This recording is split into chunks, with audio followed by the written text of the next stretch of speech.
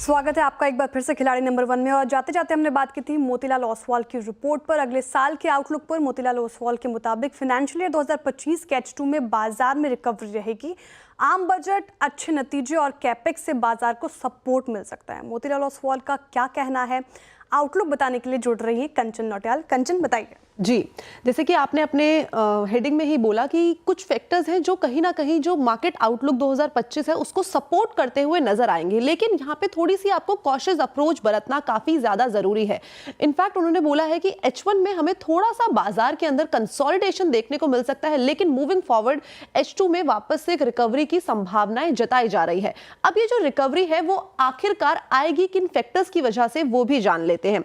सबसे पहली बात कि बाजार में जो बजट अभी आने वाला है फरवरी 1 को, वहां से एक अच्छे बूस्ट की संभावनाएं जताई जा रही है। इनफैक्ट सेकंड हाफ में जो अर्निंग्स है उससे भी उम्मीदें हैं कि ये थोड़ी सी पॉजिटिव नोट में आएगी, जिससे ऑल ओवर बाजार को एक रिकवरी मिलती हुई दिखाई देगी। साथ ही साथ जो रूरल डिमांड इस टाइम पे थोड़ी सी हमें स्लोअर होती हुई दिखाई दी है, इसमें भी अच्छा पेस आने की उम्मीदें जताई जा रही है, जहां से अच्छा खासा एक बूस्ट मिल सकता है। और नॉट टू फॉरगेट बजट की, जैसे हमने बात की, तो बजट के अंदर जो गवर्नमेंट केपेक्स है उसमें बढ़ोतरी की संभावनाएं जताई जा रही है, जो बाजार को एक अच्छा खासा सपोर्ट देती हुई दिखाई देगी। अब अर्निंग की बात हमने की थी कि सेकेंड हाफ में हमें अर्निंग में एक इंप्रूवमेंट आता हुआ नजर आएगा, और उम्मीदें ये जताई जा रही है कि फिस्कल ईयर 25 से लेकर 27 में जो अर्निंग ग्रोथ होगी वो होगी 16% CAGR से। अब बात करते हैं कि कौन से ऐसे सेक्टर्स हैं जहां पे इस टाइम पे मोतीलाल ओसवाल ओवरवेट है और कहां पे अंडरवेट है। सबसे पहले बात कर लेते हैं ओवरवेट की। BFSI, IT, health care, consumer discretionary, साथ ही साथ EMS और इंडस्ट्रियल सेक्टर में मोतीलाल ओसवाल इस टाइम पे बुलिश है। Not to forget hotel, reality, real estate, capital market और ई कॉमर्स जैसे प्लेटफॉर्म, ई कॉमर्स जैसे सेक्टर्स आगे चल के हमें अच्छी ग्रोथ दिखा सकते हैं। बट इस टाइम पे हमें बेयरिश मूवमेंट कहां पे देखने को मिल सकता है, यानी कि मोतीलाल ओसवाल का अंडरवेट की रेटिंग कहां पे है। मेटल, एनर्जी और ऑटोमोबाइल्स में हमें हो सकता है कि जो ग्रोथ है वो थोड़ी सी टेपर साइड पे देखने को मिले। बट अब बात करते हैं कि स्टॉक स्पेसिफिक और स्टॉक के लिहाज से आपको कहां पे नजरें अपनी रखनी चाहिए।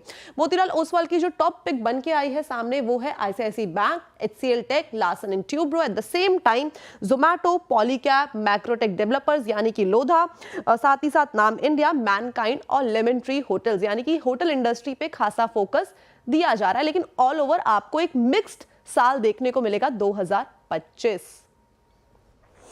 ठीक है, बहुत शुक्रिया कंचन इस तमाम अपडेट्स के लिए। तो कैपेक्स में बढ़ोतरी, साथ ही अर्निंग भी सुधरने की संभावनाएं मोतीलाल ओसवाल की रिपोर्ट में देखी गई है। अब वक्त हो चुका है ग्रोथ कोड का, जो ग्रो और CNBC आवाज़ की एक खास पहल है। निवेशकों को सही इन्वेस्टमेंट की जानकारी देने के लिए 9 नवंबर को रिनाउंड इन्वेस्टर्स और प्रोफेशनल ट्रेडर्स ग्रो के द ट्रेडिंग राइट इवेंट में शामिल हुए, जहां कैलासा कैपिटल एडवाइजर्स के पार्टनर अर्जुन टंडन ने निवेश के लिए आवश्यक कैपिटल पर बात की है। चलिए सुनते हैं।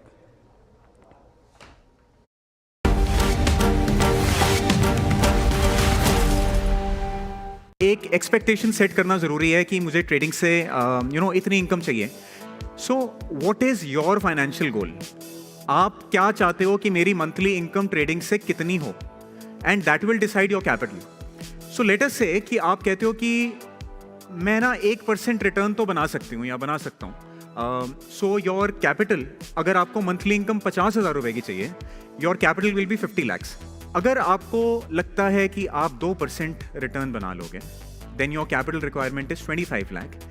एंड सिमिलरली अगर आपको लग रहा है कि मेरी एक्सपर्टीज बहुत ज़्यादा है, मैंने कुछ क्रैक कर लिया है related to trading, I have some setups जहाँ पे बहुत अच्छी रिटर्न्स आ सकती हैं, so on a 5% return expectation आपको सिर्फ 10 लाख रुपए चाहिए।